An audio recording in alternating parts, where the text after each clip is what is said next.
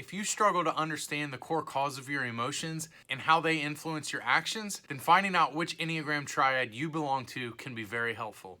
Hey, what's up? This is Evan from EnneagramGift.com, and we're going to talk about the Enneagram Triads. The Enneagram Triads are 3 separate groups that help describe the way different Enneagram types use either their head, their gut, or their heart to make decisions. Each triad includes 3 of each Enneagram type included in its group. And while those within each triad are influenced by the same emotion, they each have very unique responses to it. So the Enneagram Triads are also known as the centers of intelligence because they indicate the dominant core emotion that drives each Enneagram type to make decisions. The 3 Enneagram Triads are the Heart Triad, the Head Triad, and the Gut Triad. Those in the Heart Triad primarily use their emotions to make decisions, and they struggle with the emotion of shame. Those in the Head Triad primarily use their thoughts to make decisions, and they struggle with the emotion of fear. And those in the Gut Triad primarily use their instincts to make decisions, and they struggle with the emotion of anger. Strong emotions like shame, fear, and anger can influence us to make poor decisions that hurt ourselves or those around us. Understanding and learning more about these core dominant emotions can help us to be better and to do better. The Heart Triad, also known as the Feeling Triad,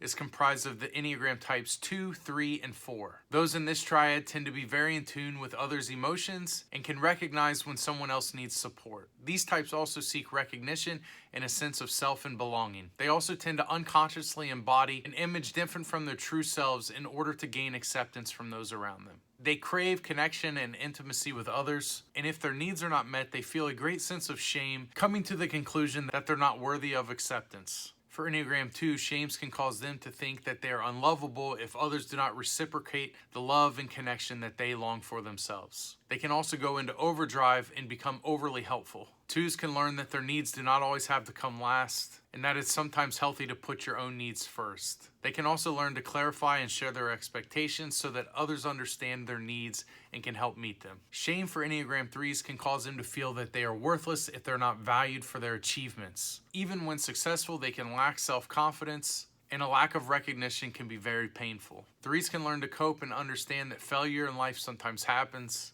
and to accept it rather than to fight tooth and nail to deny it. 3s can also learn to be more open with others rather than building protective walls to avoid exposing vulnerability with those around them. For Enneagram Type 4s, shame can cause them to feel that they have no sense of identity or personal significance in the lives of others. 4s can learn to be an empathetic and supportive friend rather than coming across as the one who's always in need of support themselves. They can also take a deep breath when emotions become overwhelming and become more self-aware in order to calm their mind to prevent overreacting or saying things that they'll regret later. The Head Triad, also known as the Thinking Triad, is comprised of 5, 6s, and 7s. Their dominant core emotion is fear. Those in the Head Triad can tend to take longer to make decisions because they like to understand and to think through using analysis before proceeding. Also, those in this type tend to be knowledgeable because they like to dive deeper into interests and subjects for better understanding. For 5s, the emotion of fear can cause them to think that they'll never be capable enough or have enough resources to sustain and to move forward. In these cases, they'll force themselves into isolation and use their vast imagination in order to escape reality, and can also be secretive in an attempt to hide their feelings. 5s can learn to express their ideas and thoughts even when they think or feel that they don't have all the necessary information. They can also practice making an intentional effort into the lives of others,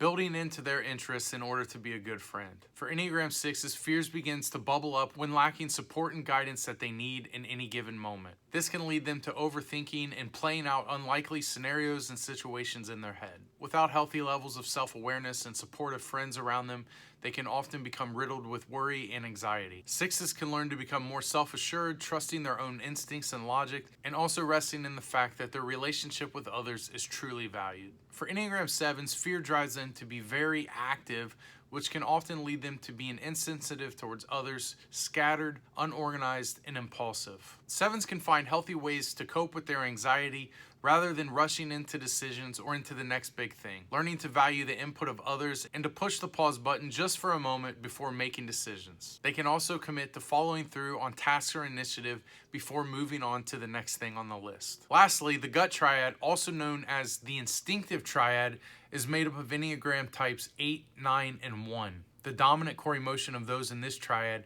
experience anger, and they use their intuition to guide them in making decisions. Those in this triad tend to desire to stay in control, and if they lose it or feel as if they're not, feelings of frustration and anger will begin to bubble up under the surface, which can lead to chaos or them acting without thinking first. Enneagram 8s will experience anger if they feel that others or situations have control of them. 8s can also be very careful to wear masks around others because they do not want to be seen vulnerable or compromised in any regards. 8s can learn to lower their guard and to build trusting relationships with others where they can be vulnerable and share their true emotions. For Enneagram 9s, experiencing anger can result from not expressing their own wants and needs. Often they become fearful that if they do so, they'll lose connection and become separated from others. This sense of tension can often become so overwhelming to them that they erupt and have meltdowns that seem as if it's coming out of nowhere. 9s can learn to be more proactive in expressing their needs and wants rather than allowing them to build up within them without letting others know